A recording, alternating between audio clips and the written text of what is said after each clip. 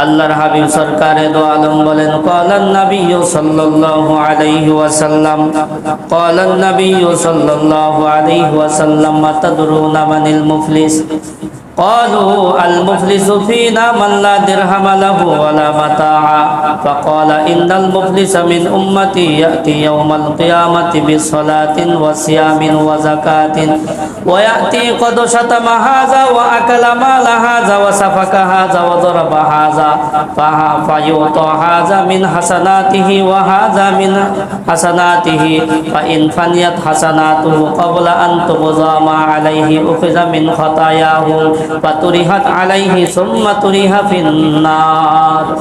আল্লাহর হাবিব সরকারে দো আলম বলেন, ও আমার সাহাবাই کرام, তোমাদের মধ্যে আমাদের মধ্যে সবচেয়ে নিঃস্ব কারা? আল্লাহর হাবিবের সাহাবাই کرام বলে, ইয়া রাসূলুল্লাহ, ইয়া হাবিবাল্লাহ, আমাদের মধ্যে সবচেয়ে বড় নিঃস্ব হলো ওই ব্যক্তি যার টাকা পয়সা নাই, যার দিনার দিরহাম নাই।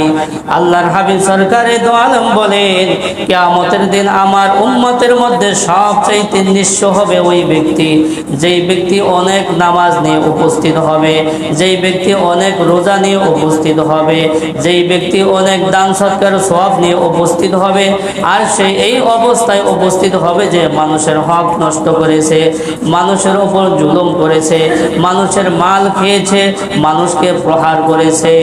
একজনকে নেকি দিবে, আরেকজনকে নেকি দিবে, এভাবে নেকি দিতে দিতে নেকিগুলো সব শেষ হয়ে যাবে। এরপরে উল্টা তার গুনাহগুলো তার উপর দিয়া দিবে। নেকি শেষ, তারপরও ঋণ পরিশোধ হয় নাই, তার গুনাহগুলো দিয়ে দেবে। ফাতুরিহাত আলাইহি সুম্মা তুরিহা ফিন্নার, এরপর তারকে জাহান্নামের মধ্যে নিক্ষেপ করা হবে। এই ব্যক্তি হবে সবচাইতে বড় নিঃস্ব। অনেক নামাজ, রোজা, হজ, যাকাতের সব নিয়ে গেছে, কিন্তু মানুষের উপর জুলুম করেছে, মানুষের হক নষ্ট করেছে, মানুষকে প্রহার করেছে। তখন এর বদলা দিতে দিতে, বদলা দেবে কিভাবে? নেকি দিতে হবে, নেকি দিতে দিতে নেকি সব শেষ হয়ে যাবে, তাও ঋণ পরিশোধ হবে না। আল্লাহ পাক বলবে, তাহলে তার গুনাহগুলো তুমি নাও। নেকি তো সব শেষ, উল্টা গুনাহ পাইলো, তাইলে নেকি আছে কোনো? জান্নাতে কিভাবে যাবে? জাহান্নামের মধ্যে যাইতে হবে।